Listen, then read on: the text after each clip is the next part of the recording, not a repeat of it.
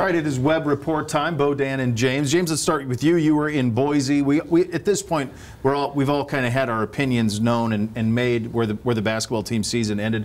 I think an appropriate ending. I think it played out the way a lot of us talked. A lot of you probably thought, with a win over South Dakota State and then Gonzaga was just always going to be a tough matchup. The question I have for you is, and assuming correctly, I do believe that Keita Bates-Diop goes pro.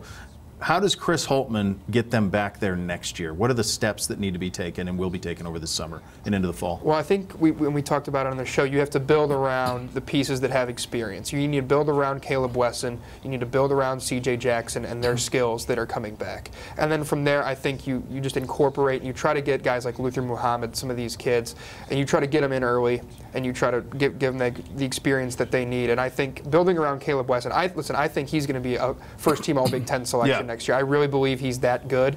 I think playing through him on offense and then getting some longer and more athletic guys like Musa Jallow, Luther Muhammad on the defensive end, you're going to need to invest in those guys on the defensive end to make a run next year like they had this year. But you need that production from Wesson, especially on the offensive end.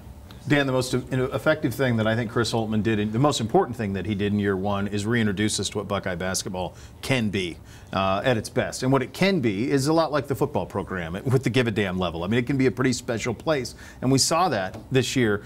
How do you keep that momentum going? Obviously, winning helps, but he's got to do it on the recruiting trail, and he's got to keep the program top of mind because the university, the city, they can quickly get to the back page, so to speak. Absolutely. I mean, you got to do. I think Holtmann's done a good job already of finding ways to connect with the Ohio State fans, but I think that's going to be important here now that he's got an actual full off season to be a part of his program. Is continue to find innovative ways to connect with fans and ways to promote his program, and maybe you hire some people who can kind of help you do that from a branding standpoint too. We look at what the football team does, how good they are at 12 months a year of branding their program from a social media perspective and all that.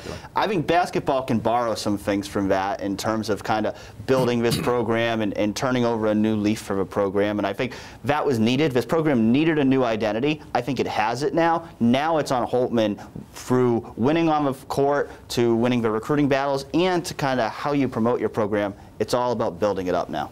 What was, you guys, you were in Boise, and you were here you did the women, right? You did the women's basketball, is that what you did? No, that was Kevin who did. Kevin did women's basketball. I'm sorry, Kevin did the women's basketball. What was your favorite memory of the weekend in Boise on the Ohio State beat? I think it was interviewing Cam Williams after he hit that shot against South Dakota State. I mean, this is a kid, he's been through a lot this year, was suspended, had quite an up and down senior year his last year. To kind of see him perform on that stage and hit that level of a shot on that stage was really cool to see. And to see the rest of the team in the locker room just kind of support him and rally around him in the locker room, when they advanced their name on the bracket, that was really cool to see. And I think what I'll remember from the whole season was Jayshawn Tate's senior night and his speech. But from this tournament in Boise, to see Cam Williams hit that shot and to talk to him in the locker room after the game, that was really special. Dan, your moment of the weekend? Yeah, I mean, I think it's just seeing that this is a team that people want to root for again. People want to believe in again. When you're not only going out and winning that NCAA tournament game, first time in 3 years, but against Gonzaga when it looked like the game was over from the beginning, and they rallied back in the second half, and they showed they could make it a competitive game. And they didn't win, but they showed this is a team they're going to fight. And I think Holtmann's shown that all year, that he's going to have a team full of fighters. They're not always going to be the most talented team out there, but they're going to be a team that doesn't give up, and they're going to play with energy. And I think that's something, I mean, Jayshawn Tate was huge on that. Keita Bates-Diop was huge on that, but I think that's something Holtmann is going to make so ingrained in his program that we're going to continue to see that for years to come. I'm a basketball guy. March Madness is my favorite sporting event, and of all the sporting events, and it's not even close, March Madness. I was most nervous and most satisfied for a heavyweight wrestling match in the NCAA. I mean, I'm on the edge of my seat for Kyle Snyder against this behemoth coon kid from Michigan. It doesn't even make sense. I'm watching with my wife, and my wife says, is this fair? Like, look at the size of these two. And I said, well, you could say that from the other way because of how good Kyle is. Kyle Snyder's excellence at Ohio State and what he's accomplished here and internationally puts him on a level, and I don't say this lightly, and I say it without an ounce of hyperbole, it puts him on a level with Jack Nicklaus and Jesse Owens. think about the company that the kid keeps. The fact that he was able, it sucks that the team didn't win it, okay, fine. But we got to watch an individual excellence, the likes of which we haven't seen around here since Jack and Jesse in the end. I mean, just on another level. It was so cool to see.